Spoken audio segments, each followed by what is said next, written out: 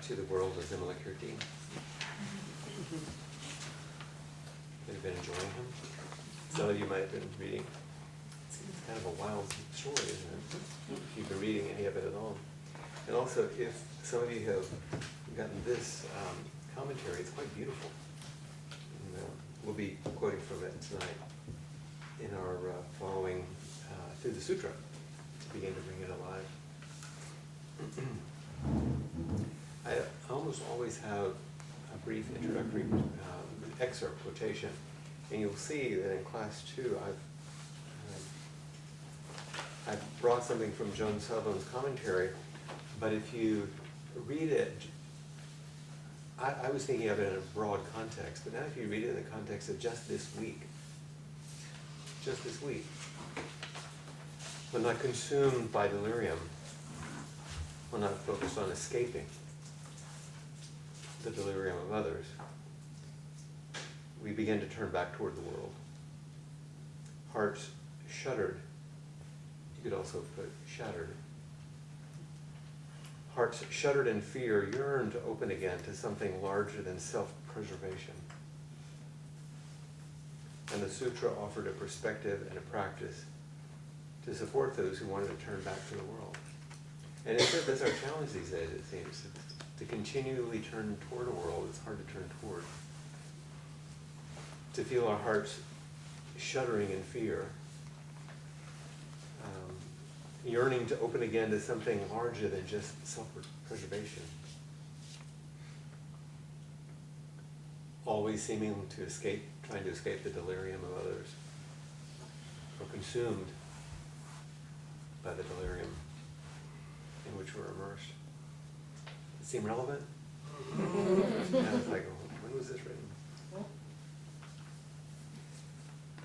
And so even though it's simply a play on words, I think it's worth, before we get into the sutra proper, to look at these reflections by Joan Sutherland.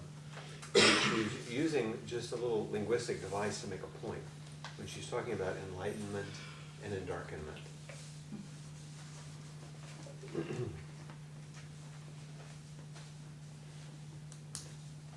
So would someone like to read this very first paragraph?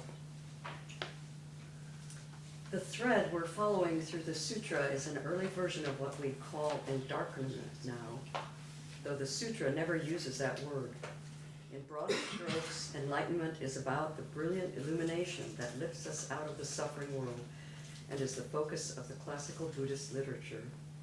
Endarkenment is about the radiance of the depths that lets us find home in the world. Endarkenment is the heart that breaks open to life, rests comfortably on the unfathomable mystery of existence, and is easy with uncertainty, complexity, and what courses underground. Enlightenment and endarkenment are both essential to awakening, and Vimalakirti was one of the earliest voices for including the dark and inclusion that makes awakening And inclusion that makes awakening. And inclusion that makes awakening whole.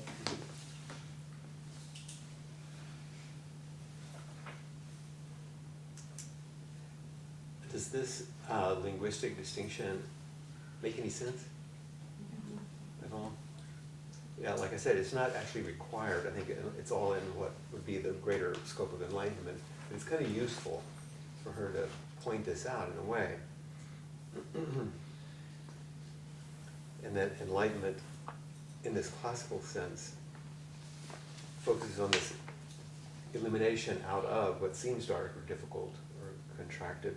And endarkenment is embodiment, incarnation, going into the depths and how to emerge in life full and whole, complete.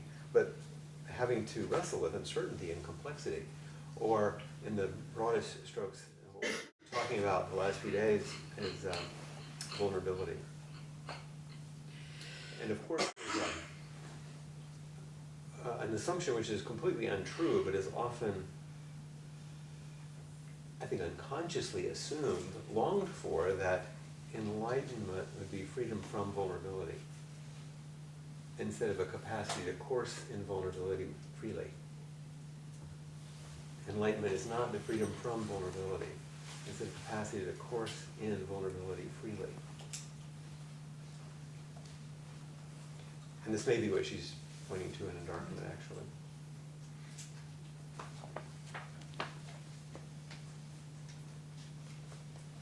And you notice that also she's using a third term, awakening, which is the inclusion of these aspects. So she's kind of opening up these terms a little bit. Often in the Buddhist literature, enlightenment is like the pinnacle. And here she's saying that's one aspect of awakening.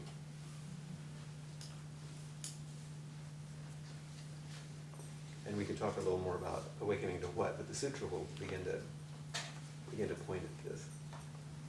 The second paragraph, reading? Yes. Huh? My commentary focuses on the parts of the sutra that most clearly lay out the brief for staying in a heartbreaking world. So that's an important sentence, isn't it? And just how to stay in the heartbreaking world.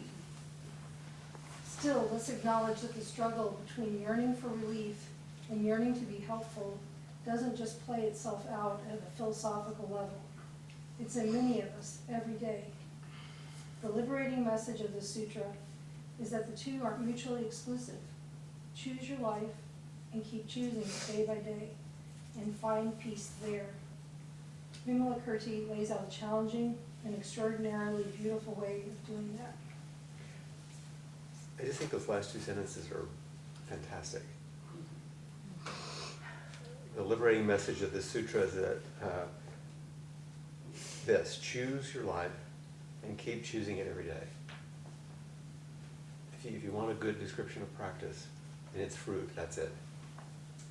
Some of you have heard me say many, many times that ultimately the fruit of deep practice is the decision, okay, I'll live my life. I give up, I'll live it. Not, okay, I'm finally free of my life. And find peace there. Vimalakirti lays out a challenging and extraordinarily beautiful way of doing that. How to continually choose life. Instead of thinking that somehow spiritual practice is going against life. It is turning in a different direction than how conditioning would drag us around. So in that case, we're going against the stream, so to speak. We're not following conditioning, but we are entering the stream of the Dharma.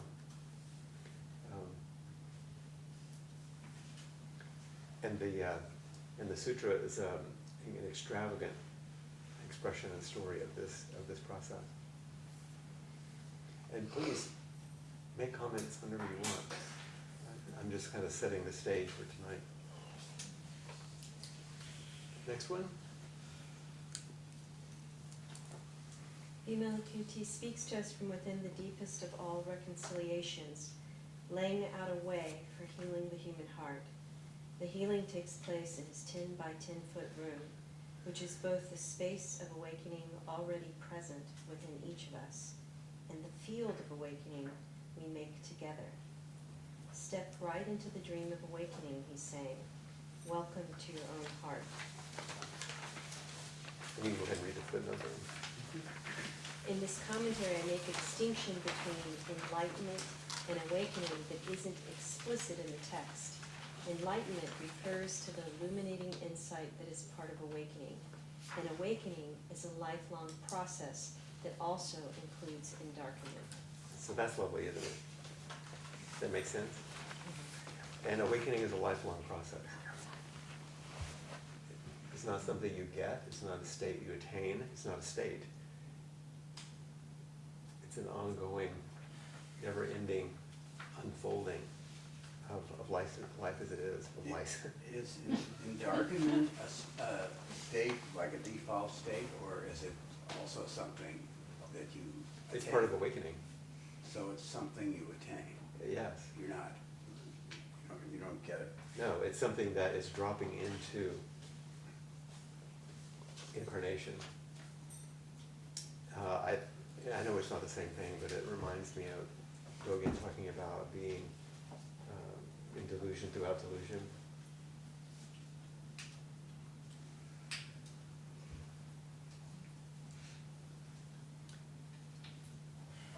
we'll see as the story begins, it says the sutra that Vimalakirti speaks, which is another name for the sutra, by the way.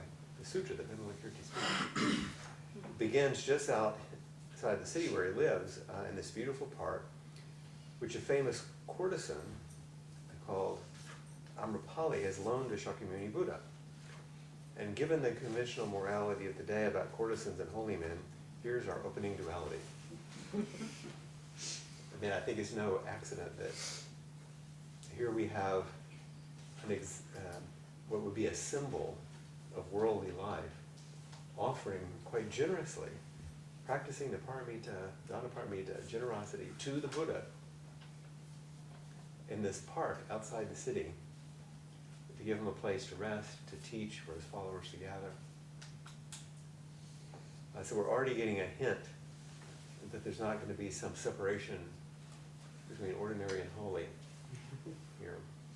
She also gives us another hint that's really crucial when she says in this paragraph at the bottom of page 1, that the healing takes place in his 10 by 10 foot room, which is both the space of awakening already present within us and the field of awakening we make together.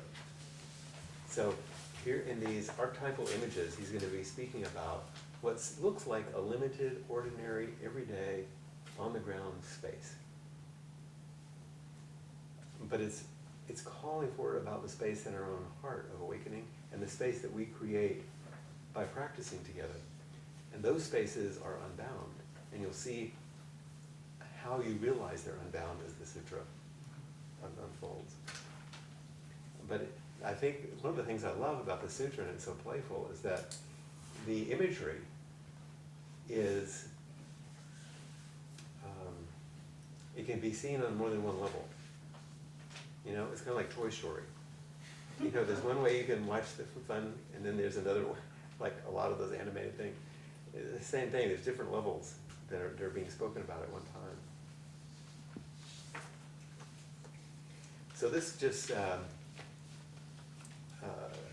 lays out our kind of feeling for the day, and so we're going to plunge into the sutra now.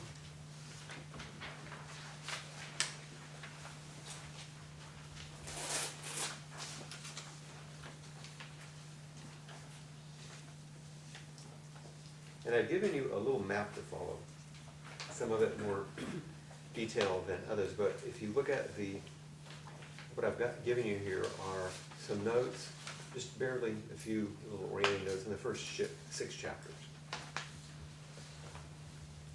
And in the first chapter, called the Buddha Lands, so here's where the Bodhisattvas and all of the followers of the Buddha gather in this park. That's where the story starts. Once upon a time, the Buddha and his followers gather in this park, and there are some qualities that are described of these assembled bodhisattvas, and then you hear their names of all the people who's there, and then we have this psychedelic thing about these parasols, and the bodhisattvas ask about the Pure Land and want the Buddha to show it to them, and which he does with his toe, and it goes from there. So it's a little freaky. Okay. Let's get a feel for it. Yeah, I'll read from the translation that I'm asking us to refer to. If you don't have it, don't worry. You can just listen to some of the things that I'll refer to. It starts out, at one time the Buddha was in the Amra Gardens in the city of Vesali, accompanied by a multitude of leading monks numbering 8,000. There were also 32,000 bodhisattvas, all known to the assembly, persons who had carried out the basic practices of great wisdom. So this is a big crowd, you know, more than the inauguration.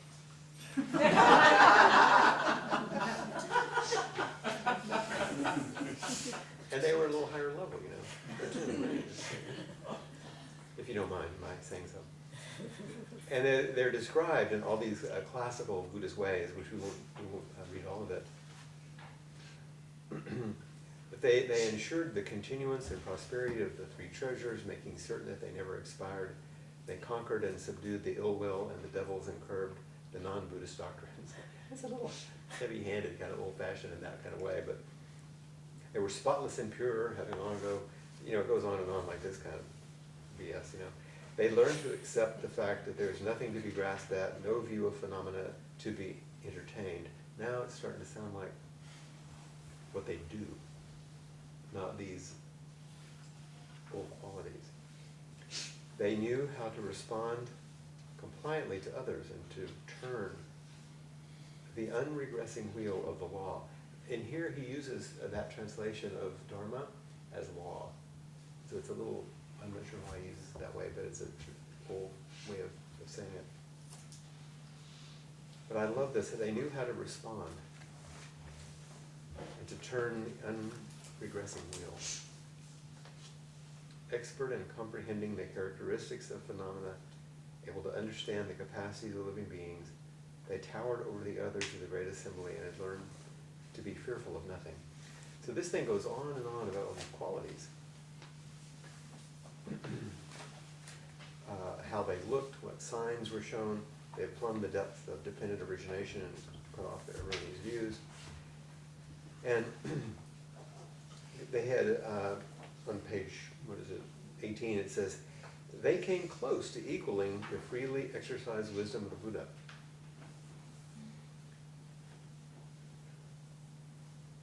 So this is a good crowd, Countless benefits, all these they had acquired, countless Buddha lands, all these they had made marvelously pure. No one saw or listened to them without profiting thereby, and no action of theirs was ever performed in vain.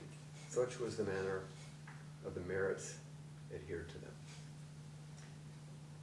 But then, I mean, this is kind of a classical thing where they describe these deals. Then they start with the names. So you love the names? Oh, yeah. Yeah. Okay, who has a book or a transcript in front of them? How many of you all? Raise your hand. Adam? Okay. If you do, just start reading a name. We'll read through the name. Read a couple of names. All right. The names of the bodhisattvas were Bodhisattva being equality, Bodhisattva being inequality, Bodhisattva being equality and inequality. okay. Yeah, just a few more. Bodhisattva meditation freedom king, Bodhisattva dharma freedom king, Bodhisattva dharma forms. Bodhisattva shining forms, Bodhisattva shining adornment, Bodhisattva great adornment, Bodhisattva jeweled accumulation. We're going to hear from that one. Seriously. And Bodhisattva accumulation of eloquence. Go ahead, a few more. Bodhisattva jeweled hand, Bodhisattva jeweled seal hand, Bodhisattva constantly raised hand, Bodhisattva constantly extended hand, Bodhisattva constantly commiserating, Bodhisattva joyful capacity. It goes on. And sometimes at the it will give you the ones we tend to know, Bodhisattva Maitreya, Bodhisattva Manjushri. There were 32,000 bodhisattvas such as these. One of the things I love the Bodhisattva white rutting elephant. Oh, yeah. You want to know about this guy. Right next to Bodhisattva constant exertion. Bodhisattva never resting. There were also 10,000 Brahma kings, Sikhin and others who had come from the other 4 continent worlds to visit the place where the Buddha was. There were also 12,000 Indras who had come from other 4 continent worlds to take a seat at the gatherings.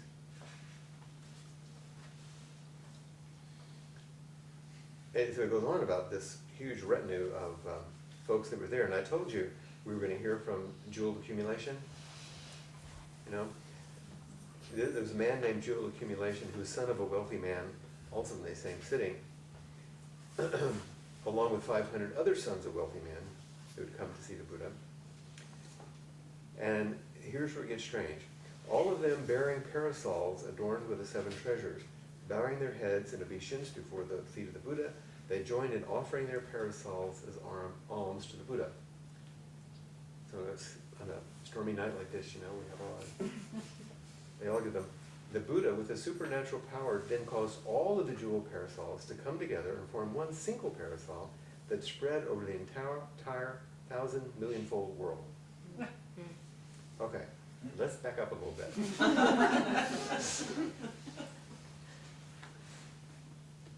One of the tricks, I think, of really having some fun with the sutra, and I mean the kind of fun that's transformative, not just haha fun, is assuming that this is a story about you.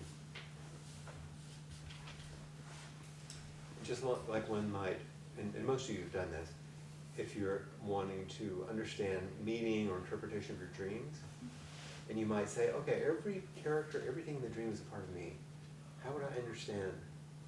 So, in you, there is constant commiseration, there's joyfulness, there's storehouse, there's jeweled valor, there's Indra's net, there's unconditional view, there's inequality, there's quality.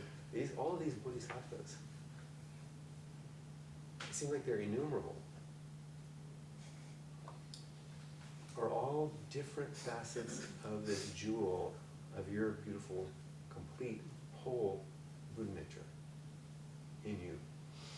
But now it's spread out in front of us like a story.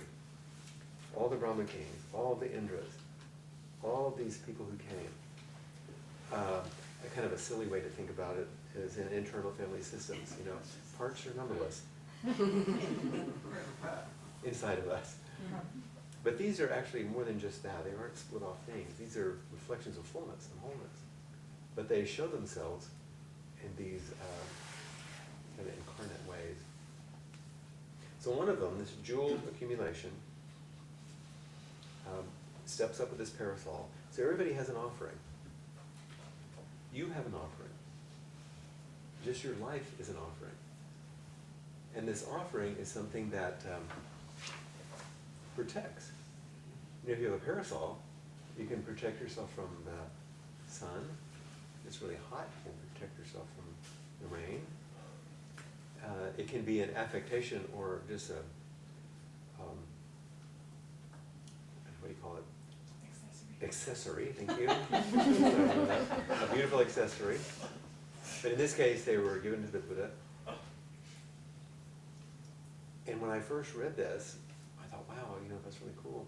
Then I thought, oh, if all of us, if we all carry in this room our own individual, limited, but beautifully offered bit of care for the world, our own little bit of protection, our own little bit of appamada, our own mindfulness, our own generosity, our own patience, these qualities. And we come to the Buddha and say, this is what I have. Now, this is the best I got to offer. And the Buddha looks at him and says, this is amazing. They're all just part of one. Boom. Big, protective heart, mind, parasol. And he just shows them the truth, which is exactly what me or Peg or anybody else who sits in this kind of seat is attempting to do. You bring yourself here, that's your offering, and we say, look who you are. Know who you are, so you can cultivate and open to that beauty, because it's protective, and it's a gift. And when they come together, there's something larger, because remember, this is something that happens between. So I love the parasol image. It really is a simple, kind of beautiful way of thinking of this shared capacity that we're evidencing in the world. And so right off the bat, the Buddha doesn't waste any time in doing a little magic and showing them what's what.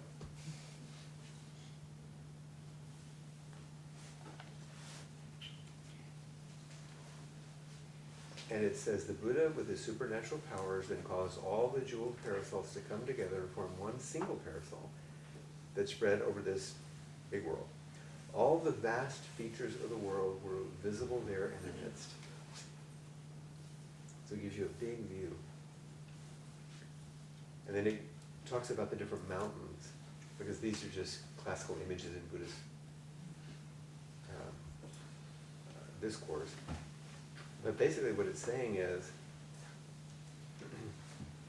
let's see, it's at the last sentence in that paragraph, and the Buddhas of the 10 directions, the Buddhas as they preach the law, these two were visible within the jewel parasol.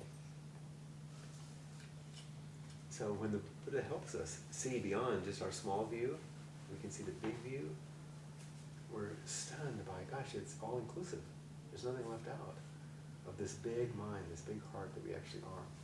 So he's ramping things up in the garden outside of the city, getting ready for this meeting by showing this huge retinue of people what's what. At the time, all the members of the Great Assembly witnessing this manifestation of the Buddha's supernatural powers sighed in admiration. You know, it's great, it's like a Disney movie. The whole group goes, "Ah," you know, in admiration of what they had never seen before. Pressing their palms together, they made obeisance to the Buddha, gazing up in reverence at the face of the honored one, and never taking their eyes from it. It's a beautiful, old-fashioned statement that says, once you see what the teachings are attempting to show you, you never look away. There was something I was just reading the other day about Joko Beck, and someone was saying, how did you do what you did? You know, with limited resources, you were on your own, you had these kids, you know what her response was? Didn't take my eye off the ball.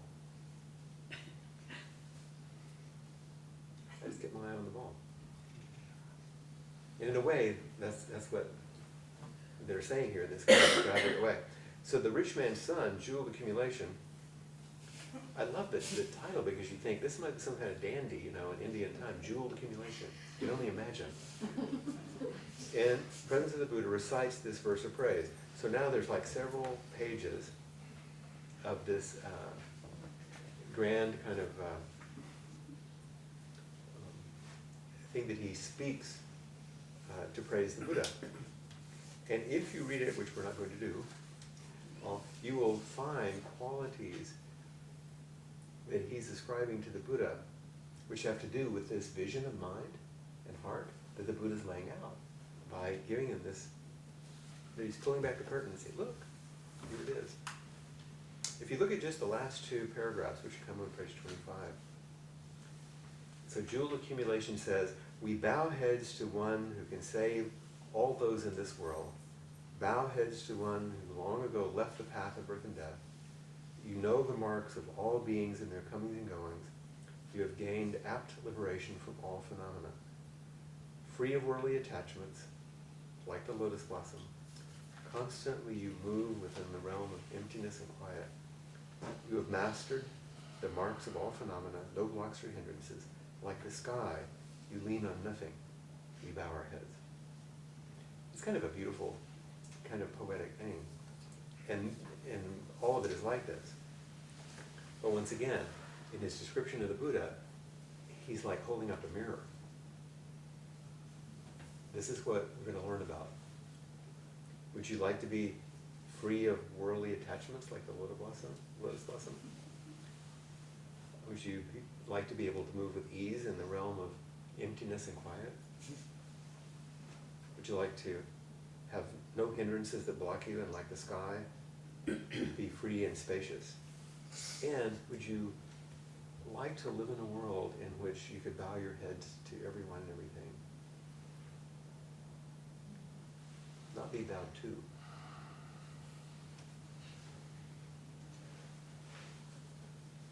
So we finish reciting the verse, and he addresses the Buddha. He says, world-honored one, these 500 sons of rich men have all set their minds on Anuttara Samyak Sambodhi. That's like the complete awakening. They wish to hear how one can purify the Buddha lands. We beg the world-honored one to explain the practices carried out by bodhisattvas in purifying the lands. So he butters him up and then says, give me the deal. You know, he reads in the poem and then says, okay, tell us how we do this. Which is like the start of every Mahayana Sutra. Yes, they all do this. How do bodhisattvas sit, stand, or walk? How do bodhisattvas conduct themselves? They want to know. That's the opening question. Yeah. And so it goes through quite a little description here, but let's see.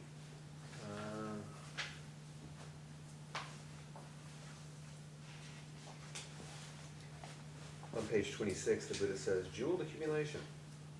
The various kinds of living beings are in themselves the Buddha lands of the Bodhisattvas. So he gives it to him right off the bat. Of course, nobody believes this, and then you're going to have to read the rest of the sutra. The various kinds of living beings are in themselves the Buddha lands of the Bodhisattvas. Why so? He knows they're going to ask, so he says, why so?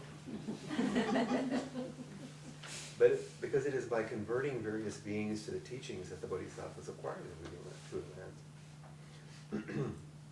It is by, he goes on and on about what they do. But there's a really important sentence that starts that next paragraph. It says, why is this? Because the Bodhisattva's acquisition of a pure land, in other words, this freedom they're talking about, is wholly, that's a strong word, is wholly due to his or their having brought benefit to living beings. Whereas the whole thing unfolds through generosity to others. Not, you've done all these practices so you can be enlightened. And the whole thing is because you've brought benefit to others.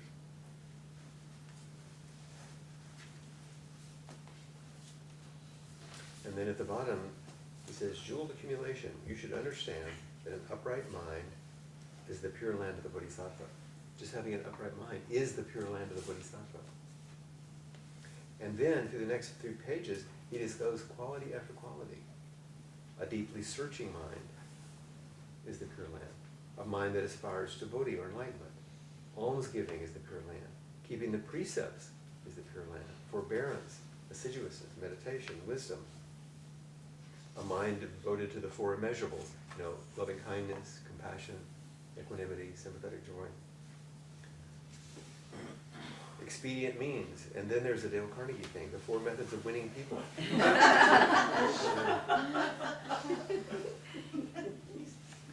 And on page 28, then, a mind intent on transferring merit to others. I thought that was interesting.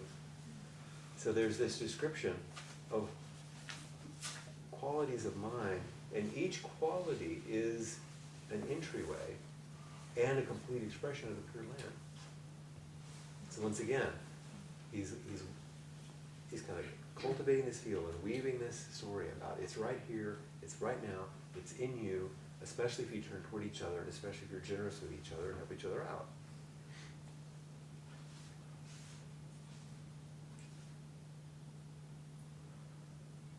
And then there is, I'm going to read this whole, at the bottom of page 28 into page 29. Wait, don't go so fast, What's that? because you definitely want to mention observing the You want to precepts. mention. Observing the precepts himself, but not taxing others with their shortcomings, is the pure land of the Bodhisattva. Oh yeah, I forgot that one. Which one? Observing the precepts himself, but not taxing others with their shortcomings, is the pure land of the Bodhisattva. Right. A very good one. The 10 good actions. If you take the time to read through, once again, this is the brief view, but I want it to be lively enough too that you can see what this thing is, because it's really wonderful to read. If it's not opaque in the beginning, it's like, what's going on here? So this is the preview to the movie, so you can watch it. But this one, he lays out a sequence that's really quite interesting. At the bottom he says, therefore jeweled accumulation. So after he lists all these qualities, because the Bodhisattva has an upright mind, he is impelled to action. Now, I want us to, as I'm going to go through this whole paragraph, and we have a particular interest in this because I named the course, what? How to be Sane. made in a sane world, with a particular unspoken emphasis on our political situation and many other things, right? Okay, now imagine what I'm going to read is a description of what's required to run for Congress, or some such thing.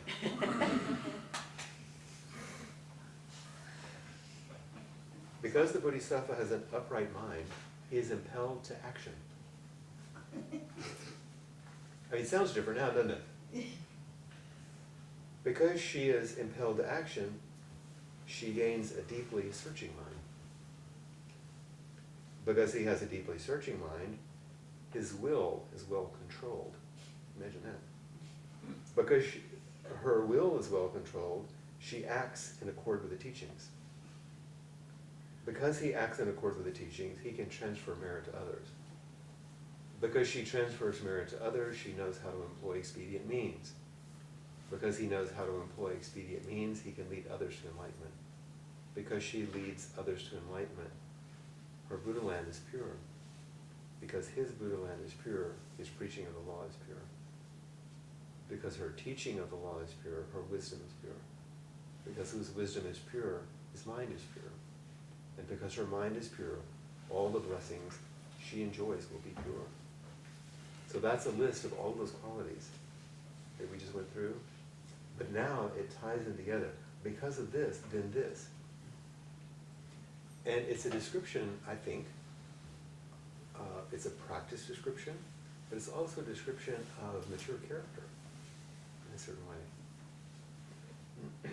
Therefore, jeweled accumulation, if the Bodhisattva wishes to acquire a pure land, he must purify his mind. When the mind is pure, a Buddha land will be pure. If the Bodhisattva wishes to acquire a pure country, they must purify their minds. When the mind is pure, the Buddha land you live in will be more pure. There's a little problem with purity there, but you get the drift, right? So this is already pretty lively here in the garden. They're having all this show up with all these people.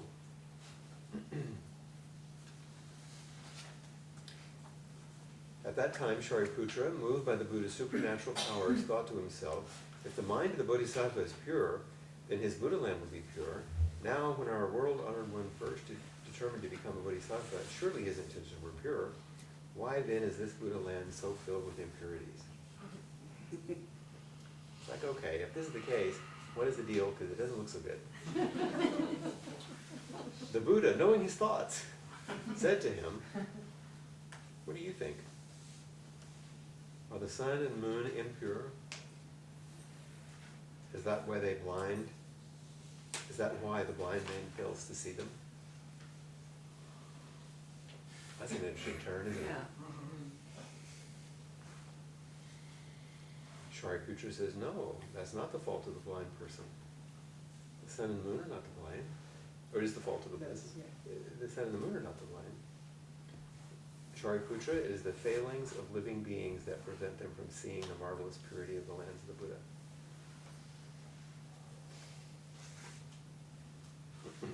At the bottom of the page it says, you must not think that this Buddha land is impure. Why do I say this? Because to my eyes, Shakyamuni Buddha's land is as pure and spotless as the palace of the heavenly being Great Freedom. But then Shariputra says, but when I look out, it doesn't look like that way to me. And so it may look like that way to you, but it does not look like that way to me. And so I need some help. Go down a little further. The Buddha then pressed his toe into the earth. You know all the statues of his enlightenment moment where he touched the earth with his finger? It's just a small thing with a digit and then with his toe. It's very embodied and simple, isn't it? Like he made contact with the earth. He didn't reach to the heaven. He didn't implore the gods. He didn't do some incantation. He touched the earth. Grounded himself in natural life. The Buddha then pressed his toe against the earth, and immediately the 1,000,000,000-fold world was adorned with hundreds and thousands of rare jewels, till it resembled jeweled adornment, Buddha's jeweled adornment, land of immeasurable blessings. It's better than the Bellagio, that's a lot. And the ceiling's pretty cool. All the members of the Great Assembly sighed in wonder, as they'd never seen this before. And all saw they themselves were seated on jewel lotuses. Now that could be a little fancy throwaway statement there at the end. They saw themselves seated on jewel lotuses. But what is that saying? Part of the whole. Was that? Part of the whole. They saw themselves, They're already complicated or enlightened. yeah. It's like, oh, your nature, just your don't know seat it. They is the don't Buddha's know it. seat. Yeah. Yeah, you don't see it, but the Buddha showed them. It's like, look in this mirror, dude. It's like, whoa, I'm on the same seat you are. And the Buddha said, now do you see the marvelous purity of the Buddha land? And Shariputra said, indeed I do. Something I've never seen before and never even heard of. Now all the marvelous purity of the Buddha land is visible before me. And the Buddha said, my Buddha land has always been pure like this. But because I wish to save those persons who are lowly and inferior, I make it seem an impure land full of defilements, that's all. It is like the case of heavenly beings.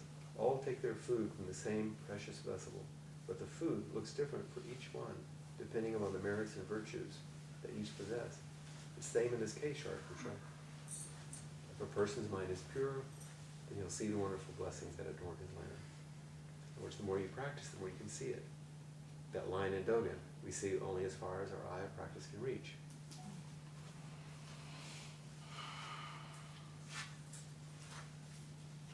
So then, all the other rich guys, it's like a big fraternity or something. The 500 sons of rich men, it does sound like a fraternity.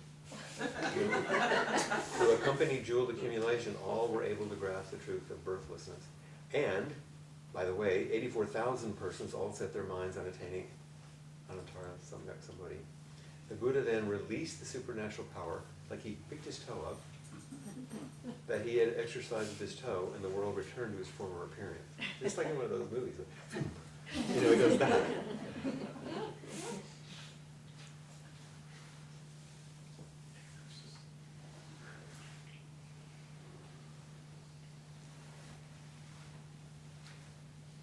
Chapter 1. A lot's happened just in chapter 1, right?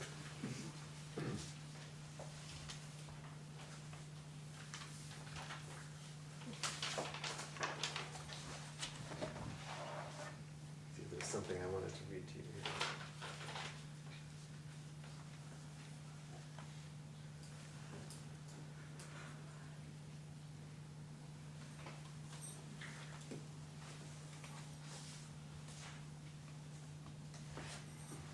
I'm just going to read this tiny bit to you, that's a little bit of commentary.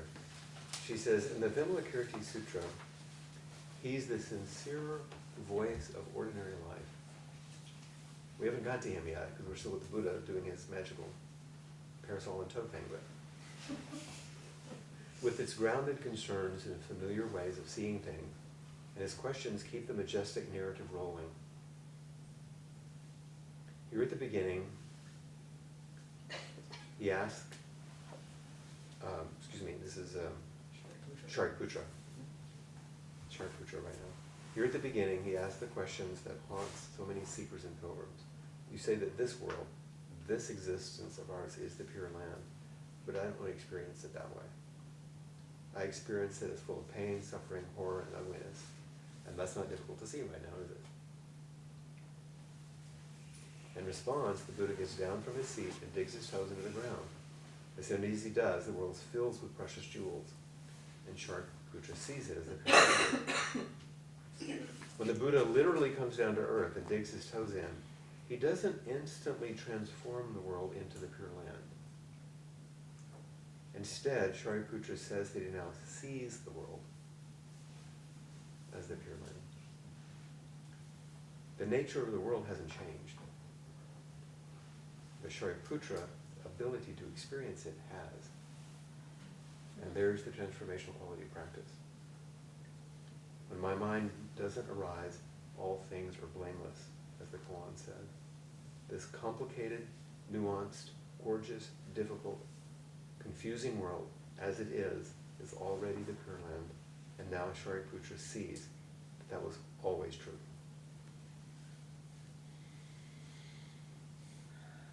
The sutra that Vimalakirti speaks lays out a couple of big questions right at the beginning.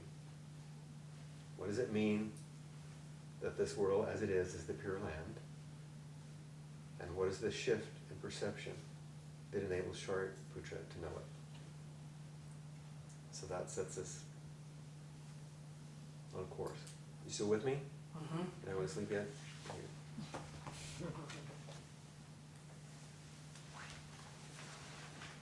So in chapter 2, expedient means, it starts by, like many stories do, this, at that time in the great city of Vasily, there was a rich man named Vimalakirti.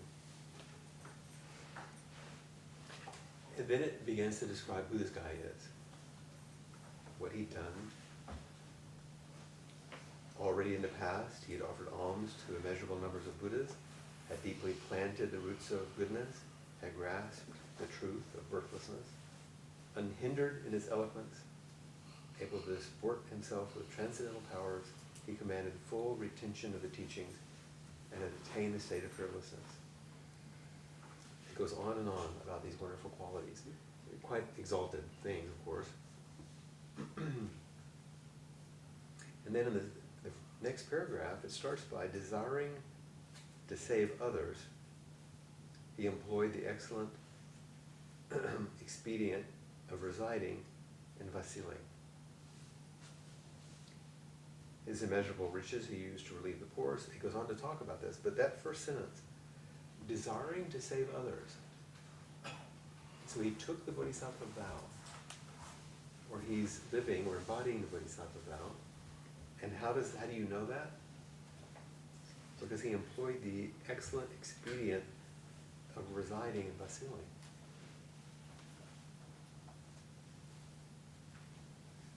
He stayed on earth.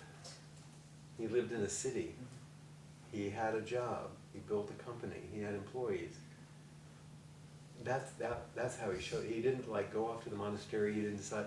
He decided that was what was going to serve him if his greatest desire was to save beings. Was to be right in the thick of things and help people where they were. It's oddly interesting to me, having grown up in a very traditional Christian home, that it's a little bit like someone coming to earth, and instead of being in the God realms, coming down to help out. There's something similar in the mythology there. And then it talks about all the beautiful things that he's done. This is where it really is quite beautiful, I think. His immeasurable riches he uses to relieve the poor, Dana Paramita. His faultless observation of the precepts, this is Shila, as a reproach to those who have violated prohibitions. Through his restraint and forbearance, he's going through the Paramitas. He warned others against rage and anger. If we could just institute that now in our country, restraint and forbearance, warning against rage and anger. And his great assiduousness discouraged all thought of sloth and indolence. Concentrating a single mind in quiet meditation, he suppressed disordered thoughts. Through firm and unwavering wisdom, he overcame all that was not wise. And then, here's another one of those beautiful images. Though dressed in the white robes of a layman, he observed all the rules of pure conduct laid down for the monks. And although he lived at home, he felt no attachment to the threefold world. This is very much like Norman Fisher saying, when you're alone, practice like you're with others. When you're with others, practice like you're alone. When you're alone, don't say, well, I can do whatever I want because nobody's around. I can get by with it, right? Like, no. Keep your integrity no matter where you are. And when you're with others, practice like you're alone. Don't worry about what they think. Practice like nobody's watching. Do the right thing. And so, here he's saying, he acted like a layman, but he followed the rules of the monks. in acting like a layman, he lived at home, but what did he do? He was unattached to it. So it's moving in and out. And the sutra is starting to play with and break down this distinction, which was really big at that time, between lay and monastic. And he's poking a hole in it right here. It's still big. Hmm? It's still big. It's still big. He's still poking holes in it. No, that distinction is still big. Yes, it is. Yeah. Yeah.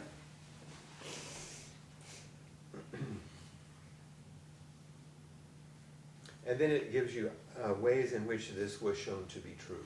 Like he visited the gambling parlors. So he had gone to Vegas, I guess. It was solely to bring enlightenment to those there.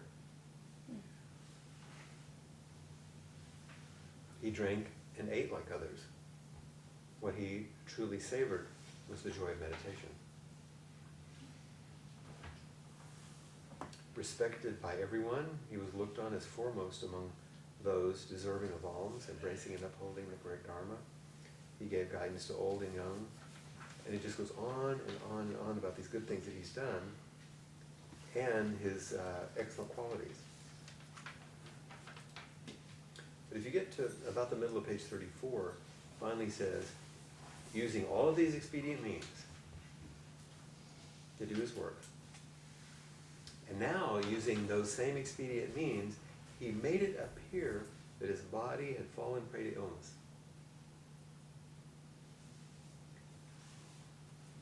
So now being ill is an expedient means. Because of his illness, the king of the country, the great ministers, rich men, lay believers, Brahmins, as well as princes and lesser, all these people, all went to see him to inquire about his illness. He then used his bodily illness to expound the law to them in broad terms. So this was his lure. I'll get sick, people will come, then I'll teach them. You know, he was clever here. He would say things like, good people, no person of enlightened wisdom could depend on a thing like this body. This body is like a cluster of foam, nothing you can grasp or handle. The body is like a bubble that can not continue for long. He's basically quoting from the Diamond Sutra and starting to teach. But he's doing it by embodiment, by toe in the ground, you know, by parasols, by everydayness in this way. He goes on and on about the body. And of course that would come out of old Indian Buddhism anyway.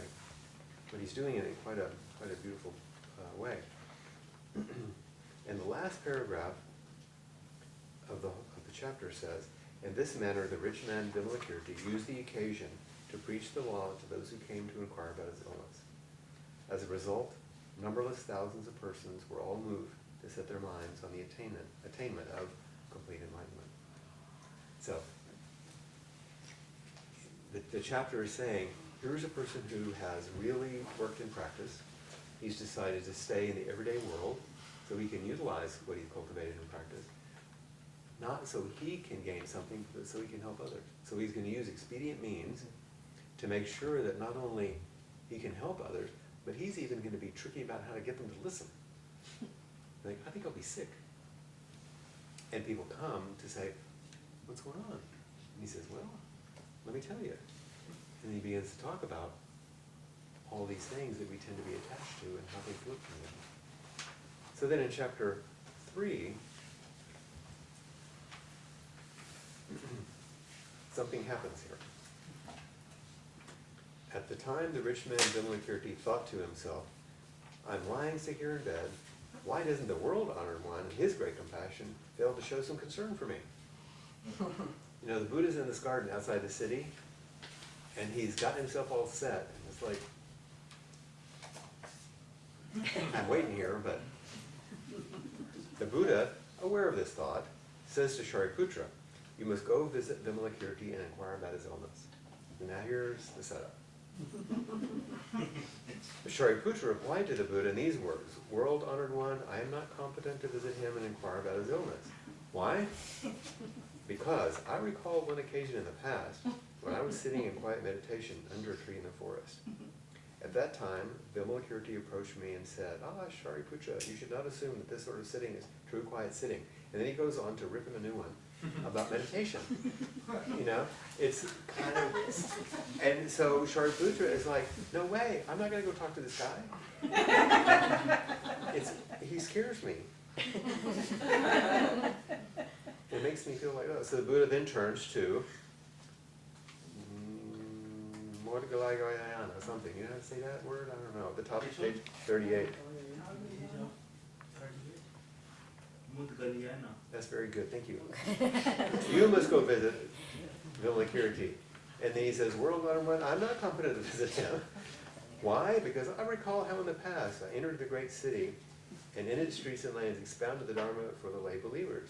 And at that time, Vimalakirti approached and said, when you expound the Dharma for the white-robed lay believers, you should not expound it in the way you're doing.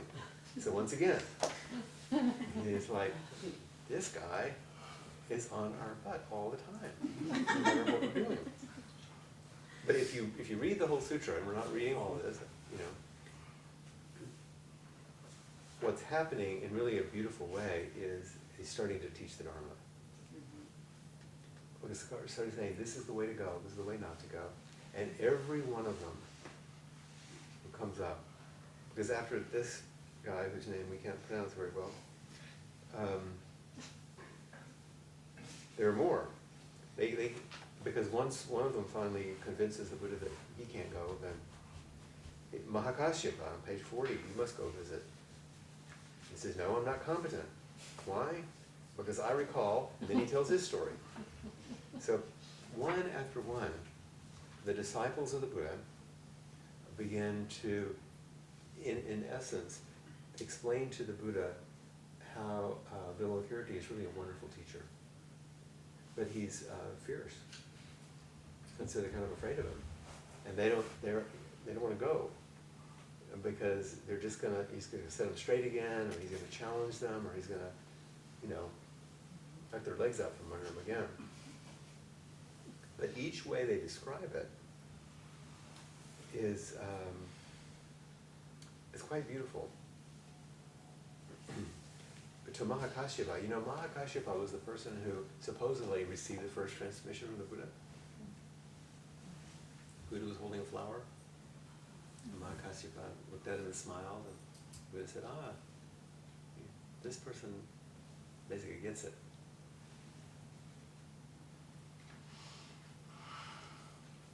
And Mahakashyapa says he doesn't want to go visit Vimalakirti because in the past I was begging for alms in a poor village.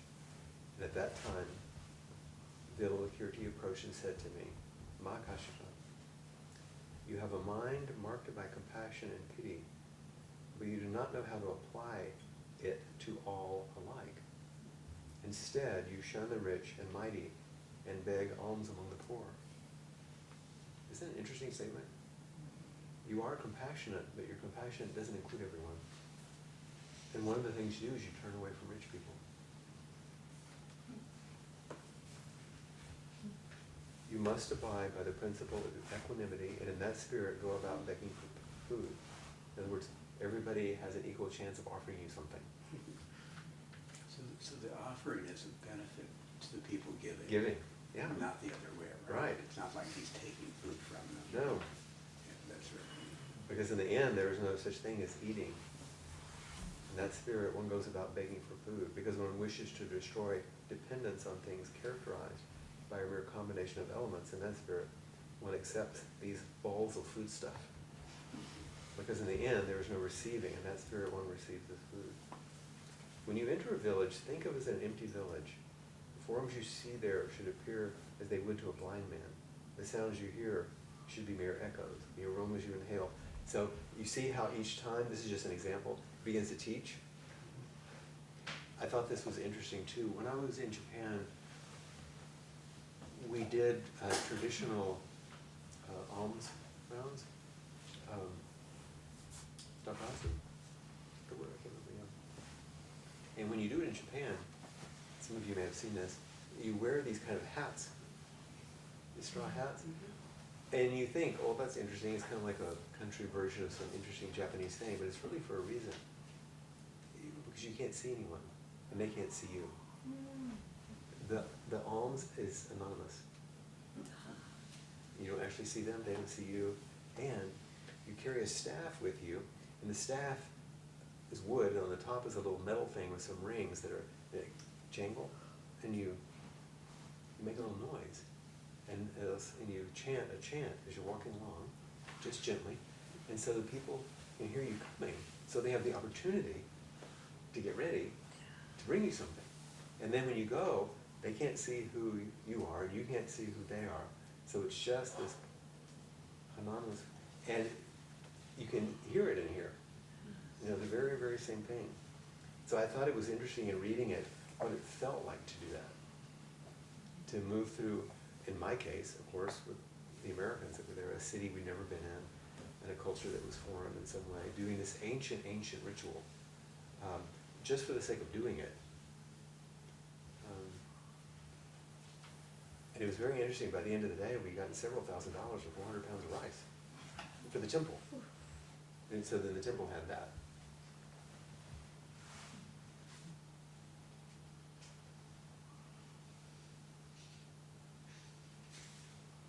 So it goes through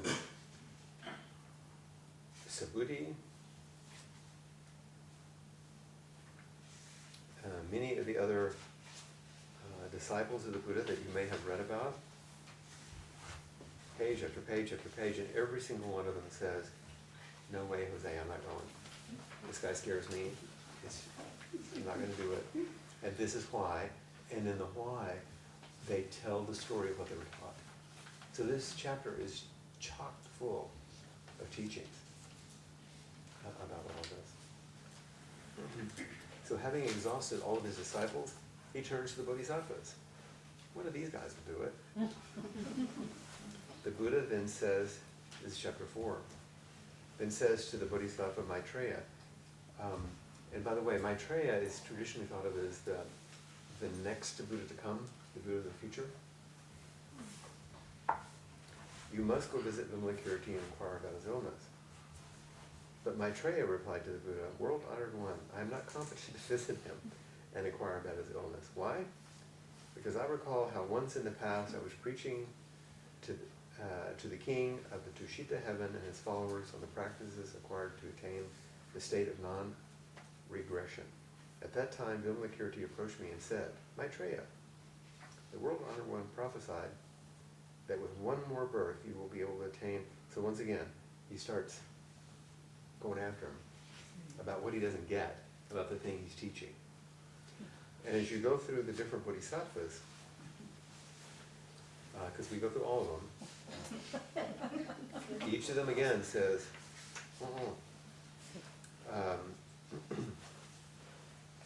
it's kind of complex in some of these, but it's the stories are amazing. Let's see.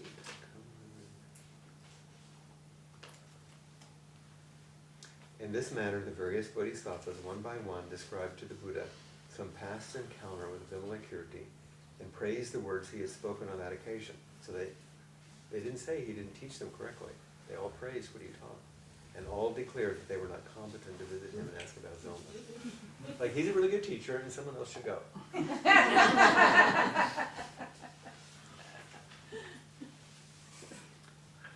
Chapter 5. That was a quick run through of the Bodhisattvas. You have to read it. I mean, It's really instructive, yeah. there's a huge amount of teachings. It's just beyond the scope of what we can do.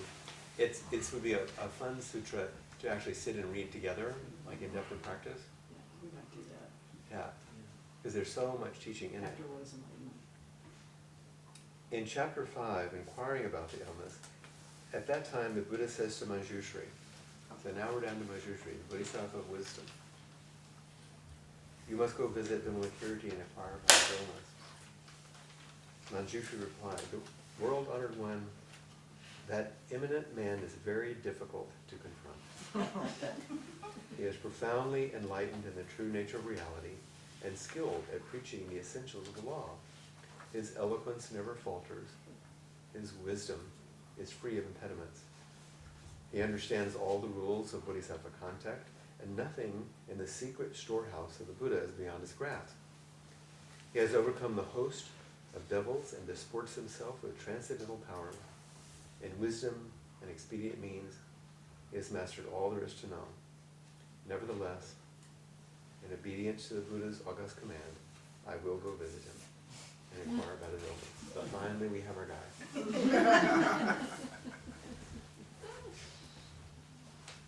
But we're halfway through the sutra, almost, and they haven't even gotten to there yet. And I think there's something to that as well. You know, we're being shown that it takes a good amount of work, and commitment, and perseverance. And we've already heard from all the Buddha's disciples, we've heard from all of the bodhisattvas about how they have pursued practice, and they have attempted to do their best, and how Vimalakirti, this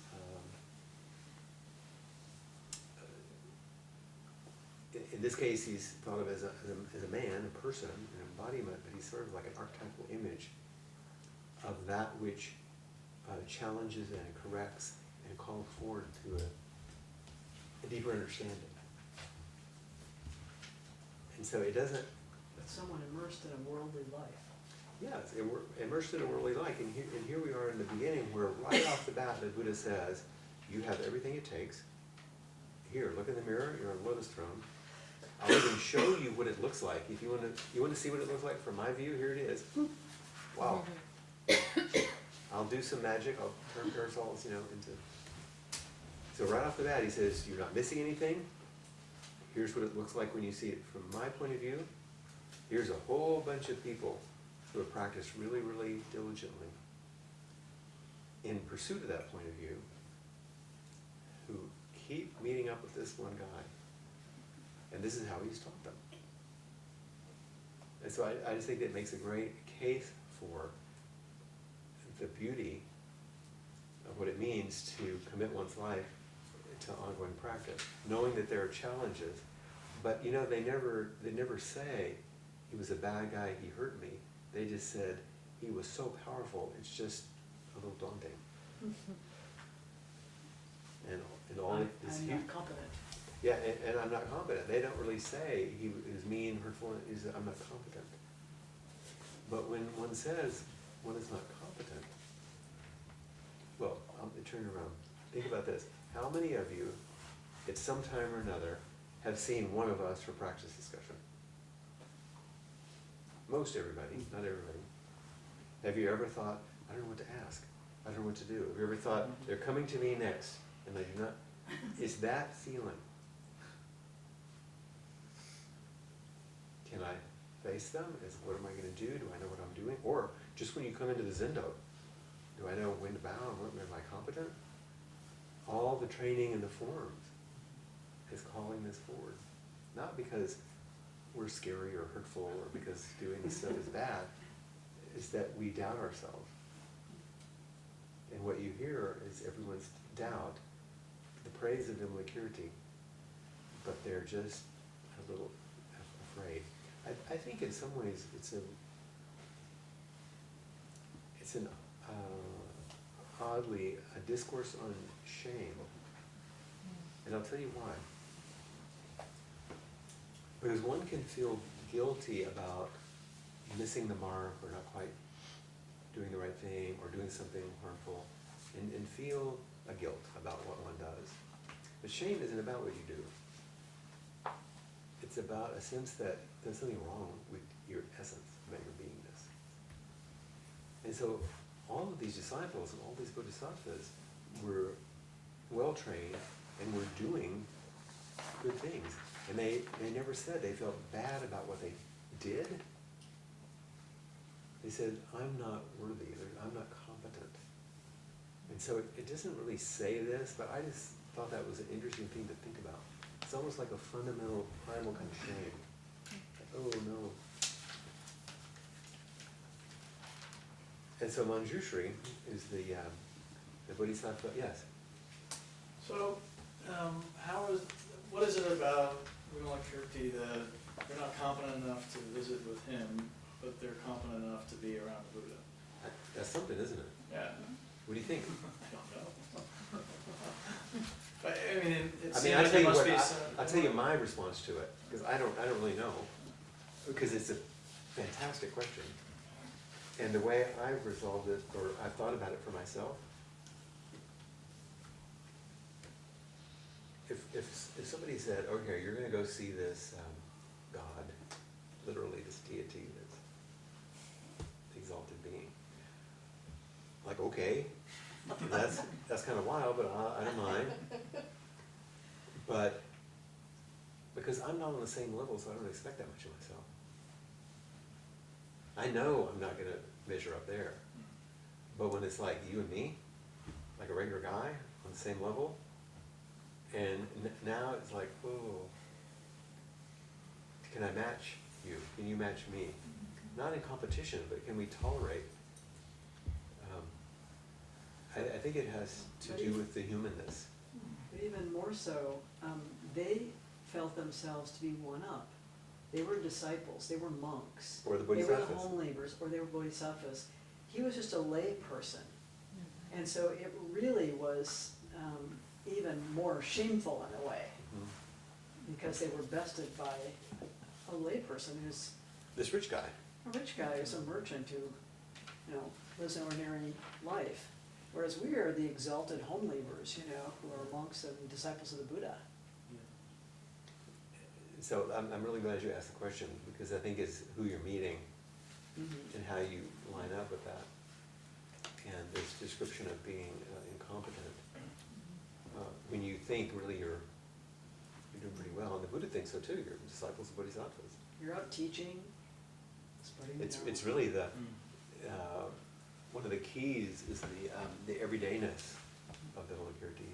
Yeah, the way I looked at, a lot of these question answer, and I penned you a note about it. The way I looked at that was that this is how people do practice, but that's how they still miss. And that's what they're pointing out. You can do all these things, and you still miss. And how do you still miss? Because none of these things work. So that's what he's pointing out. Yeah. So it's kind of a story made up. And I think he likes Vimalakirti, there's a contrast. Buddha is pure. So there's very difficult to kind of feel disillusioned, but when there's a contrast, you can see yourself a bit better. That's right. So it's kind of pointing out, like, you can still do practice, you can still do all of these things, you're gonna still miss it. This is how you're gonna miss it. So it's like the quiet sitting one, I was very good. Yeah. But just like, and I've never read anything like this, very good. Yeah. If his intention in being ill was to attract people so that he could give more lessons That was in that chapter, yes. They're teaching. or teachings, then his whole intent on bringing the Buddha to him, you see. Well, we're gonna hear his reason for that, because it's like the big message. Which, what time is it? We're getting close to the end of our time. But this will be, you know how they have the cliffhangers at the end of the season?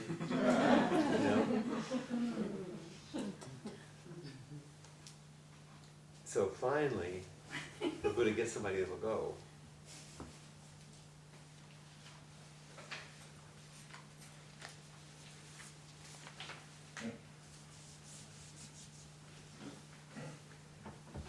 And it says, after what I've read previously, it says, then the Bodhisattvas and major disciples in the assembly, all these ones that we just heard from, and the Brahmins and Indras and 4 heavenly kings, all thought to themselves, now these 2 great men, Manjushri and Vimalakirti, will be talking together, and they will surely expound the wonderful law. At that time, 8,000 bodhisattvas, 500 voice-hearers, and hundreds and thousands of heavenly beings all decided all at once they would like to accompany Manjushri and Vimalakirti. So They what can great do it, but we'll go, because we don't want to miss the show. It's going to be good. Manjushri, with his throng of bodhisattvas, major disciples and heavenly beings, reverently surrounding and accompanying him, proceeded to enter the city of Vaisili. So now we're just finally going in the city. At the time, the rich man Vimalakirti thought to himself, now Manjushri is coming with the great assembly, because he knows this stuff. At once he employed his supernatural powers to empty the room, clearing it of all of its contents and his attendants, leaving only a single bed on which he lay in sickness. Now, if you're the director of a movie, you can imagine the set, can't you? Lit just perfectly. Which is this one bed and this one guy in this room that's completely clear. And so this is the setup. When Manjushri entered the house, he saw that the room was bare of contents, which is one bed, Vimalakirti lying on it. Vimalakirti said, "Welcome, Manjushri. You come without the marks of coming. You see me without the marks of seeing me." Manjushri said, "Just so, layman. What has already come can hardly be coming. What has already departed can hardly be departing." What do I mean? You were wondering? What comes has nowhere it comes from. What departs has nowhere it goes. And what is seen cannot be further seen. But let us put that aside for the moment. Love that. These two start speaking in emptiness jargon.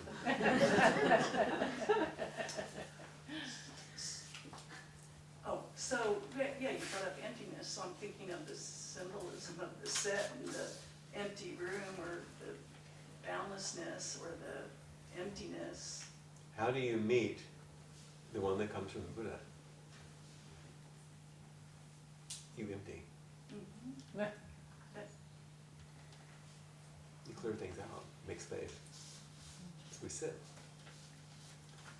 And then Manjushri shows up, and they have this strange little dialogue, and these words of emptiness. That there's no one coming, there's no one going, where would I come, And then they said, well, but we gotta get back to this. This is getting way out there. So just a little more. Not sparring with emptiness. Right. So Manjushri says, "Just so, layman, what has already come can hardly be coming." Oh, we'll put that aside, got it. Layman, this illness of yours, can you endure it? Is the treatment perhaps not making it worse than better? These are the kind of things we ask, isn't it?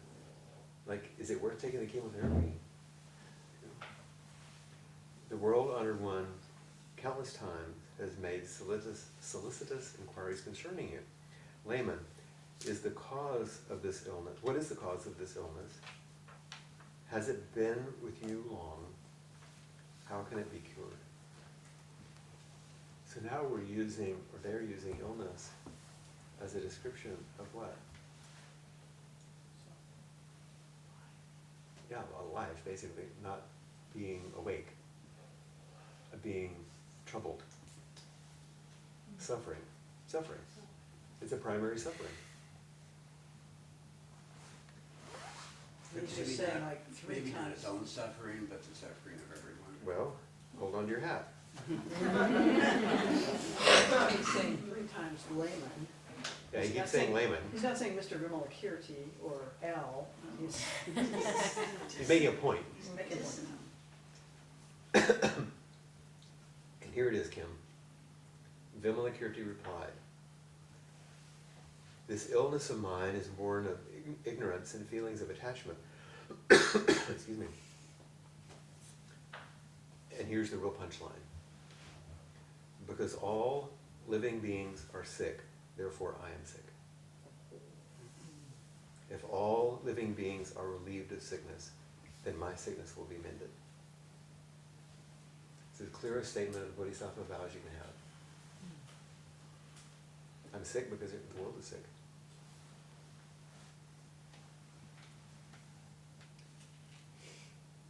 Do you feel sick because the world is sick?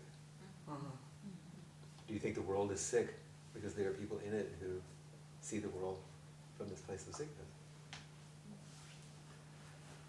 This is where we are, isn't it? He says, why is this so? Because the Bodhisattva, for the sake of living beings, enters the realm of birth and death. And because he is in the realm of birth and death, he suffers illness.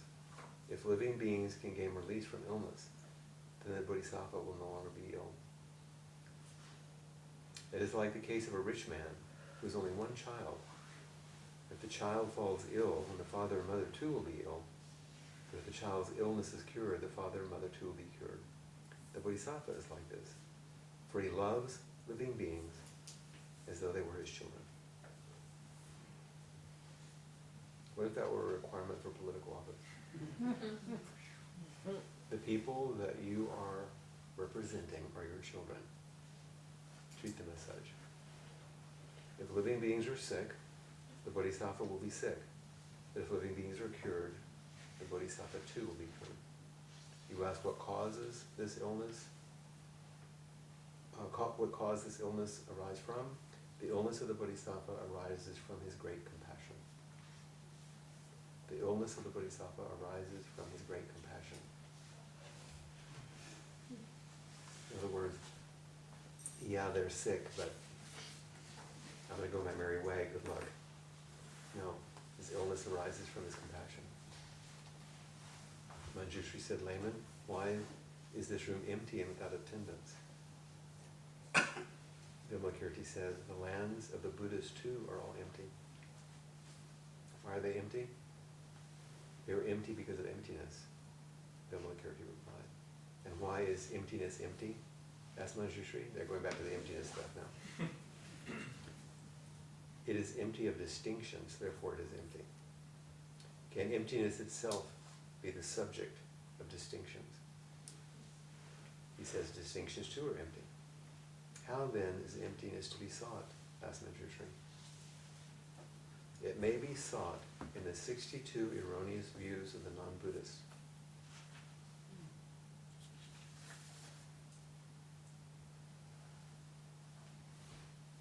You want to seek?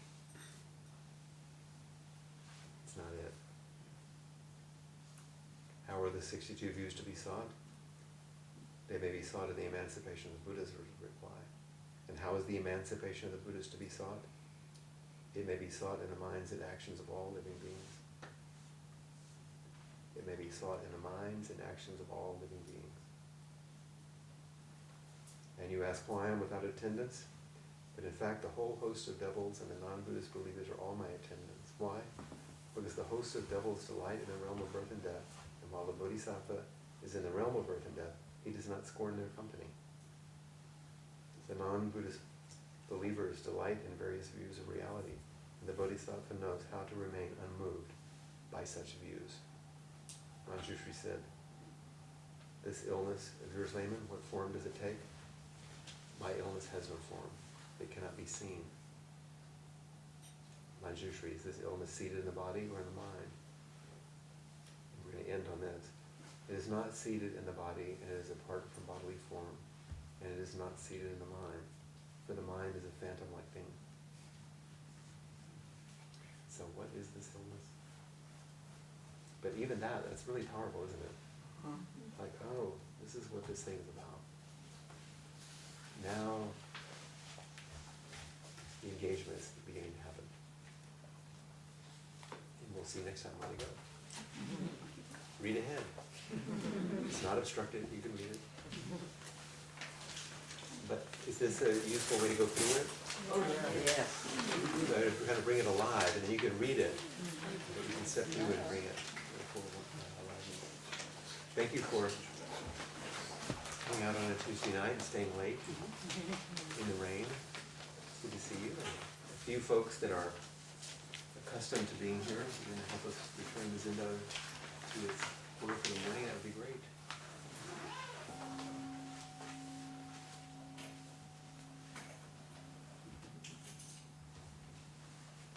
Are you trying to avoid this edge No. completely and hit No, here? I'm hitting the edge. I was not hitting down on it.